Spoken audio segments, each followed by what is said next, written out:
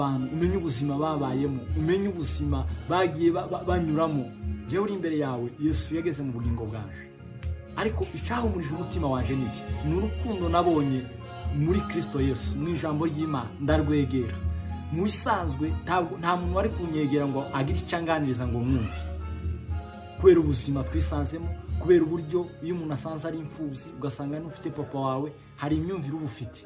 Ariko iyo Yesu amaze kugira mu buzima bwawe, akwereka urukundo. Igikenewe duhagurukane imbuto mu ntoki zacu, tugende twerekana urukundo, tugende twereka abantu urukundo, tugende twereka abantu ukuri kw'ijambo ry'Imana, tubishira mu bikorwa.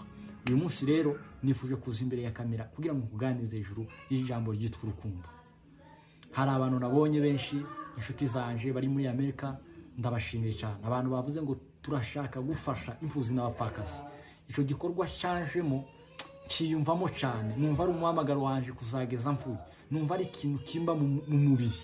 Niba nawe ufite icyo gikorwa muri we cyumva ufasha abantu bari ku mihanda, abantu barwaye, abantu bafite ibibazo zo kuba muri gereza, icyo kintu watangije ndakigushimiye, w'Imana igumugisha. Uyu munsi rero ndagusaba ngo urukundo rwanyu rwe kuba urwo kukanywa, ubwo rube bwo mu bikorwa dukeya twawe udukoreshe guhumuriza imitima y'abantu.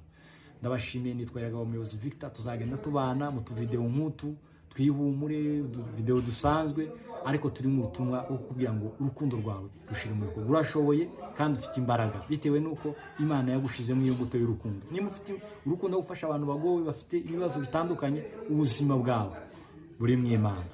Imana ikumpere umugisha, ndabakunda cyane.